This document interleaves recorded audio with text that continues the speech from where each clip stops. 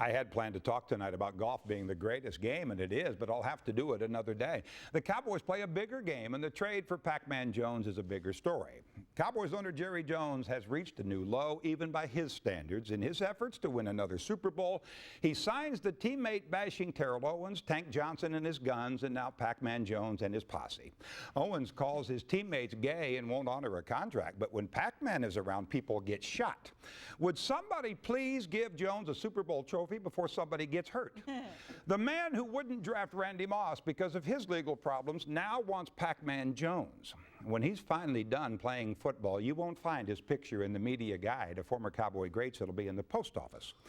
It's ridiculous to think he's just an unlucky guy who's been in the wrong place at the wrong time. 12 times he's been involved with police, arrested 6 times.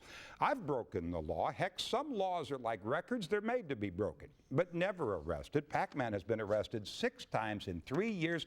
Just how unlucky can one man be? I've always liked Jerry Jones, even defended him when he broke up one of the NFL's best radio teams. He had me fired the day after I quit, but I was okay with it then and still am, because I couldn't do it anymore looking at the team they had become and the coach they had. I don't know how Brad Sham and Babe Laufenberg can do it now. PACMAN Jones isn't a young man deserving of a second chance. He's had more than his share. There are literally thousands of young black men sitting in a jail cell tonight, and the only real difference between them and Jones is they're not fast enough, they're not talented enough to help the other Joneses of the world win football games.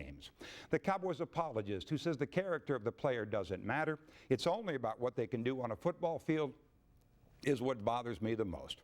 If character really doesn't matter, why don't they sign Osama bin Laden to play wide receiver? They need one. He's 6'4", and we know nobody can catch him. And as dumb as that may well be, it's no worse than the hypocrisy of the typical Cowboys fan. The rich white man in the luxury box who talks so passionately about being tough on crime will stand and cheer when PACMAN makes a play, but they wouldn't hire him to work in their company when he needs a job. And if he showed up on their doorstep to pick up their daughter for a night on the town, they would shoot him through the glass.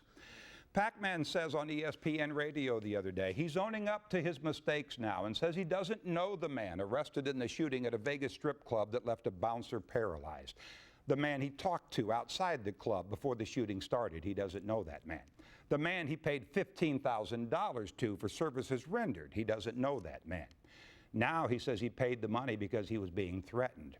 You threaten me or my family, one of 2 things is going to happen, and neither one of them involves a check. Cowboys owner Jerry Jones, I don't know that man anymore either.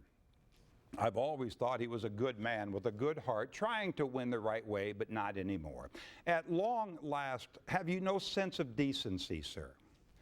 It was a question directed at Wisconsin Senator Joe McCarthy in the 50s when he was destroying the careers of so many people. Jones is destroying the legacy of a once proud football franchise. At long last, have you no sense of decency, sir?